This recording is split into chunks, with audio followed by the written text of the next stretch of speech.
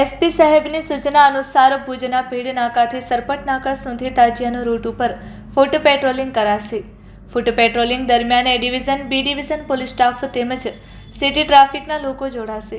મોહરમના તહેવાર નિમિત્તે ભુજની જનતાને સંદેશો અપાયો છે કે કોઈપણ અફવાઓથી પ્રભાવિત ન થાય તેમજ કોઈપણ વિવાદ થાય તો પોલીસને જાણ કરવી। મોહરમ તહેવાર શાંતિપૂર્ણ ઉજવાય તે હેતુથી પોલીસ તેમજ તેઓનો તમામ સ્ટાફ ખડે પગે ઊભા રહેશે। તાજિયા સમિતિને કોઈપણ હથિયાર માટેની પરવાનગી નથી મળેલી, જેથી કોઈપણ હથિયાર લઈને આવે નહીં અને કોઈ હથિયાર લઈને આવશે તો પોલીસ આગળની કાર્યવાહી કરશે।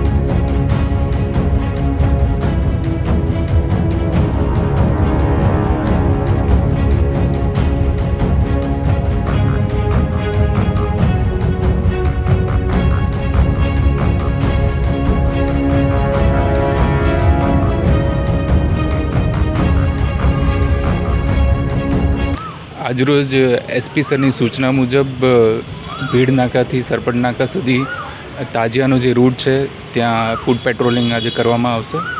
આ ફૂટ પેટ્રોલિંગ દરમિયાન એ ડિવિઝન અને બે ડિવિઝનના પોલીસ સ્ટાફ તથા સિટી ટ્રાફિકના લોકો પોલીસ પર્સનલ જોડાશે ફૂટ પેટ્રોલિંગમાં। મોહરમના તહેવાર નિમિત્તે હું ભુજની જનતાને એ જ સંદેશો આપવા માગું છું કે કોઈપણ અફવાઓથી પ્રભાવિત ના થાય, કોઈપણ વિવાદ થાય તો તરત પોલીસને જાણ કરે અને પોલીસ ઉપરાંત બીજા ડિપાર્ટમેન્ટ જે સરકારી ડિપાર્ટમેન્ટ છે એ પણ તમારી તહેવાર શાંતિપૂર્ણ રીતે ઉજવાય એના માટે ખડે પગે ઊભા છે। જ્યાં સુધી મને ખ્યાલ છે ત્યાં સુધી હથિયારની ના પાડેલી છે, જે સમિતિ બનેલી છે એના માટેની તાજિયા માટેની એમના આગેવાન જોડે વાત થયેલી છે।